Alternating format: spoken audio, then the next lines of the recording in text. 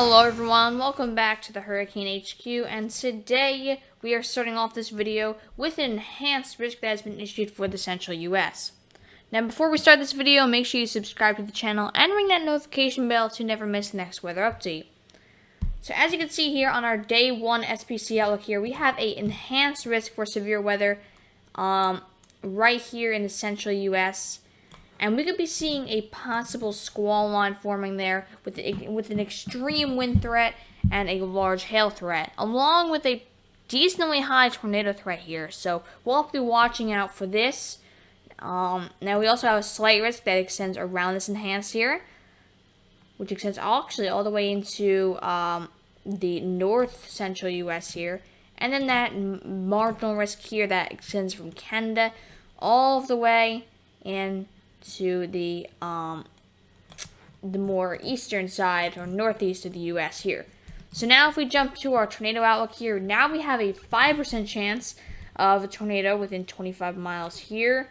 Yesterday was only a 2% chance in this region, but they bumped it up to a 5%, which means we have a higher chance of seeing a few tornadoes in these regions here. So that's what we'll have to be watching out for, especially later during our live coverage. We'll be watching out for some possible tornadoes touching down in that region.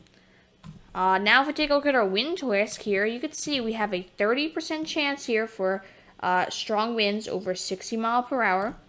And in this black region here, this is saying that there is a significant risk for strong winds. So we could be seeing winds up to about 80 miles per hour gusts in these thunderstorms here. So we could be seeing really strong winds, especially behind the line as this line moves south here. So the line would most likely look like this a bit and would be moving south into that area right there.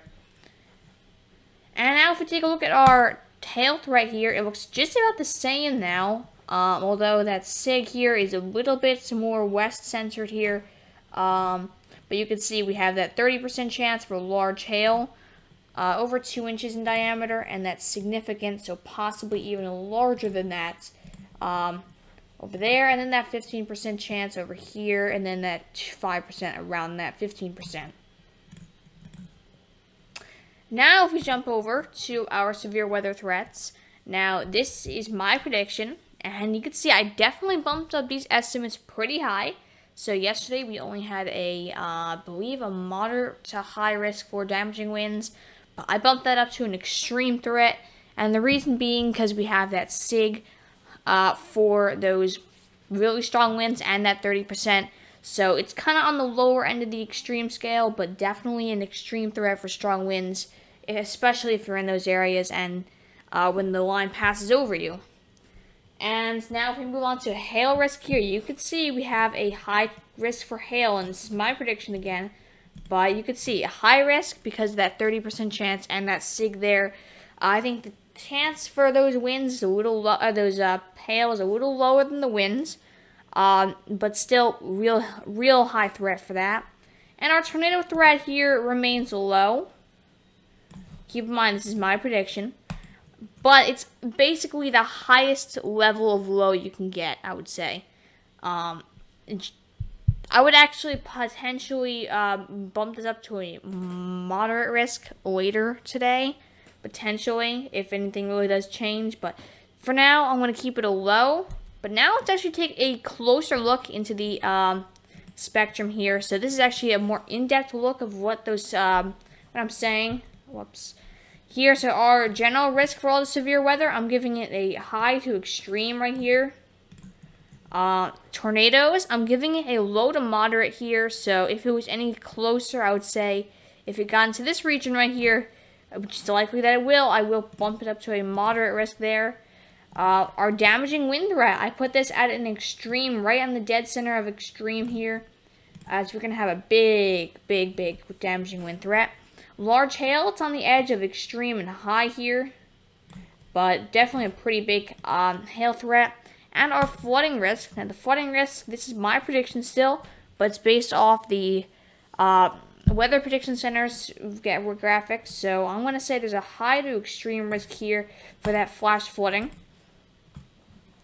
during some of these thunderstorms. Now here is that WPC Outlook here, the Weather Prediction Center's forecast for today. This is our day 1 outlook for excessive rainfall. And you can see now we have that big moderate risk right there for that heavy rainfall there. So second highest you can get, that's a 20 to 50% chance. Definitely on the higher scale, maybe more 40% there. So that's what you have to watch out for, a lot of flooding. And then that slight risk surrounding that. And then again, that marginal, which extends all the way into Canada. There. Now if we take a look at the Weather Prediction Center weather overview for the day, you can see our severe thunderstorms possible. Risk area has gotten a lot larger. It now extends in here. And you can see right underneath that we have that flash flooding potential. So we could be seeing those thunderstorms with flash flooding potential anywhere from over here, I would say. Anywhere in this region right here. So we're going to have to really be watching out for that really strong storms and heavy rainfall.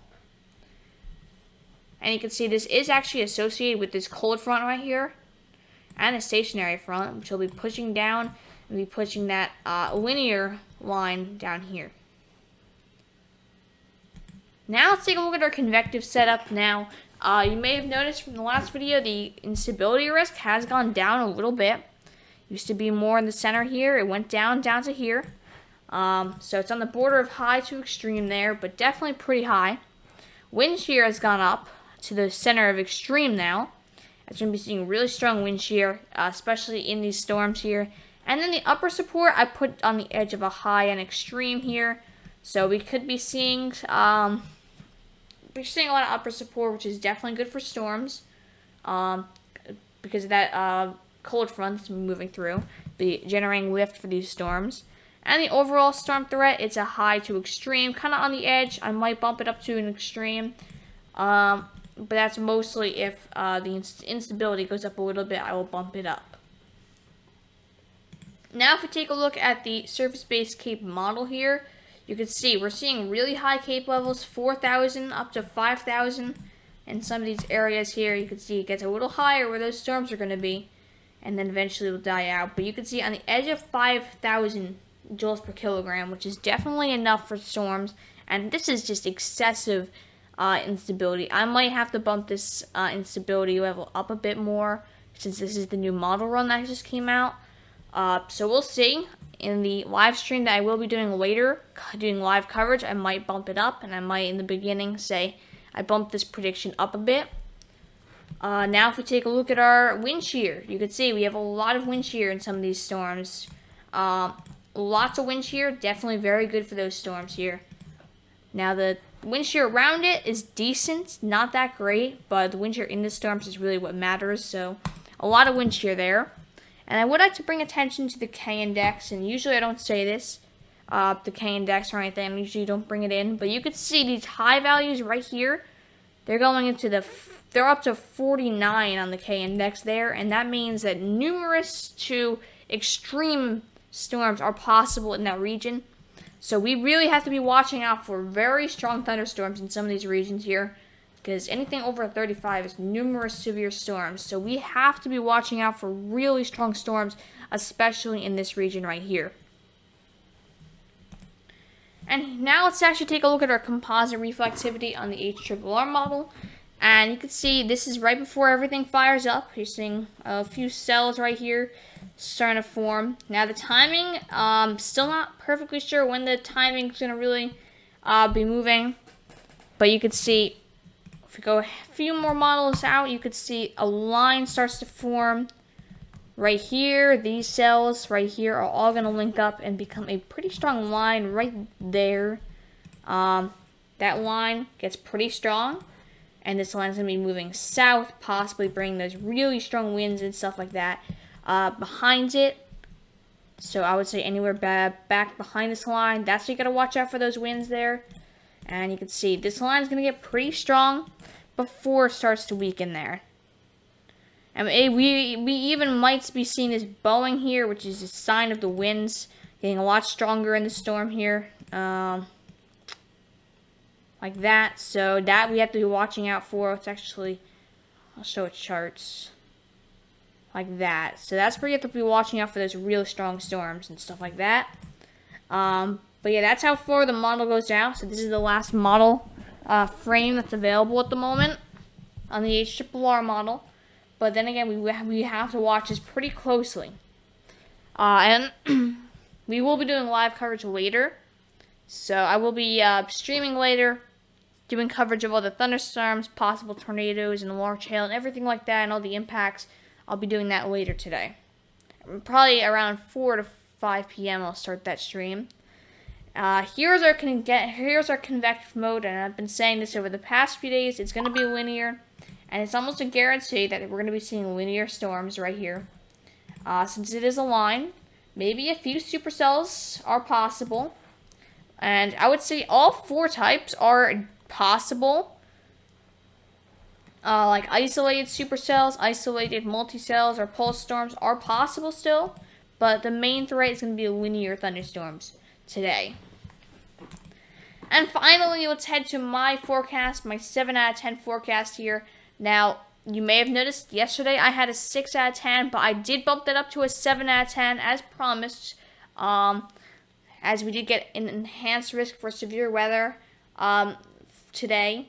So it is a 7. Will I bump it up to an 8? It's possible if the threat gets a little bit worse, because we could possibly be seeing a derecho or anything like that. Just really strong wind threat is possible. So we're definitely going to be doing live coverage. And I would like to mention that I just got GR Analyst for my stream. So now we have 3D radar available and everything like that. 3D radar and just a lot of better parameters and stuff. So we'll be using that on the stream as well to better visualize the storms and tornadoes and stuff like that. So that should definitely make the stream a lot better quality and help everyone understand exactly what the storms are doing and what's going on. So yeah, this is my overall forecast, 7 out of 10. So I would say 70% chance of this being a pretty big weather event here. Still not sure what the 7 out of 10 means, but 7 out of 10 means pretty bad storms are possible here. 10, if anyone is wondering what is a 10 out of 10, that would most likely be a high risk, and 8 out of 10 or 9 out of 10 would be a moderate risk for severe weather there. So that is what is happening. They might actually bump this up to a moderate. And if they do, then I will put an 8 out of 10 there on the scale for that severe weather. So yeah, I want to thank everyone for watching this video. I hope everyone found it informative, and I hope everyone just enjoyed the video. I will be posting on my Twitter page updates on the severe weather all day, before it happens, during it happens, and after the stream. Also that. So yeah, my Twitter page is the best place to get some weather information other than the National Weather Service and its branches. So definitely recommend you check out those websites for the information on this. And my Twitter page also, all those links are going to be down below in the description, so you can check them out. And I just passed 50 followers on Twitter. So yeah, thank you so much everyone for following me on there. Anyway, thank you so much everyone for watching this video. I hope everyone enjoyed it. If anyone does have any comments, questions, concerns, all that will be answered if you put them in the comment section below. And yeah, thank you for watching, and have a nice day.